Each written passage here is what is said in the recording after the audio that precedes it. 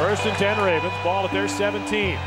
In the 2009 playoffs, this 83-yard touchdown against the Patriots by Ray Rice came on the Ravens' first play. The idea to run it came from the most unlikely of sources. This teenager, Towson, Maryland's Matthew Costello, who used his time as a grade school QB to feed his fascination with X's and O's. It was really when I was in 8th grade when I really started to realize the different formations and the plays, and that's when I started to get a feel for the game. It was 3 years ago that Matthew started suffering double vision. An MRI revealed a mass in the center of his brain, a malignant tumor, an inoperable one. I was just shocked. It just felt like something huge just hit me because no one ever thinks that they could have cancer or be in a situation like I was. We didn't cry in front of him. We cried every single night alone, but he didn't know it. We wanted him to just concentrate on the task at hand. That's when Danny told his father what happened. Danny Cameron is a kid in my class, and his father is Cam Cameron, the offensive coordinator of the Ravens. The coach brought a signed Joe Flacco football to Matthew, then recovering from a round of chemotherapy. But he brought something else too, the story of a victorious fight against cancer. His story, from when he was an assistant coach at Michigan 2 decades earlier. Bo Schembechler saw a spot on my back and said, I'm getting you a doctor's appointment tomorrow. And they removed it and they said, it's malignant and it's melanoma. You know, I'm a cancer survivor myself. And the one thing that I know for a fact, a positive attitude is huge. You look at him so many years off that cancer and he's doing great and it just makes you feel a lot better. This kid was resilient. I could just sense his attitude was unwavering.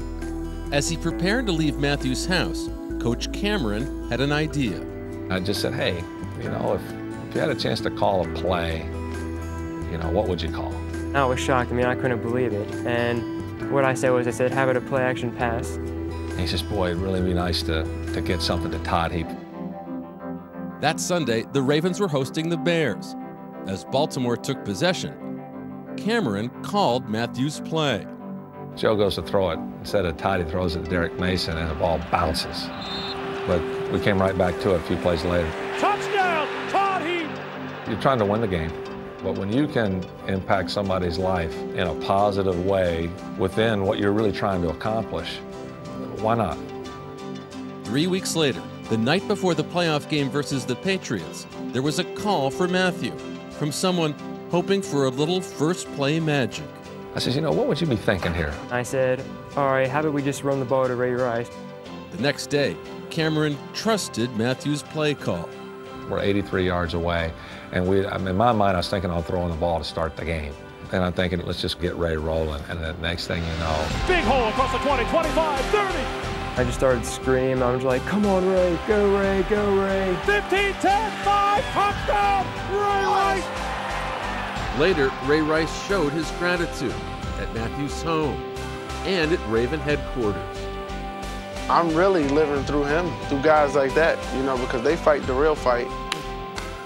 And just to see him look me in the eyes and say that, it was just unbelievable.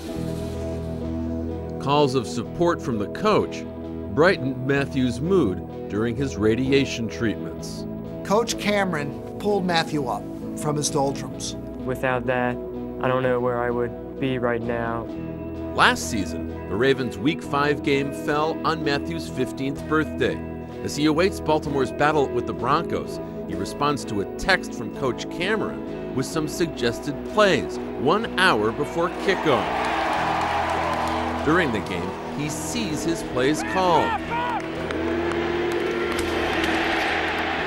greets the coach after the win. Thanks for doing my plays, man. No problem. With Matthew's treatments a success, these are two play callers bonded by shared struggle, now savoring their cancer-free lives. Last week's Flacco to Bolden touchdown against the Texans in the first quarter? Yes, a suggestion from Matthew. So what about today? Will Matthew be involved? Let's check back with Sal Palantonio. Sal, how in touch are they?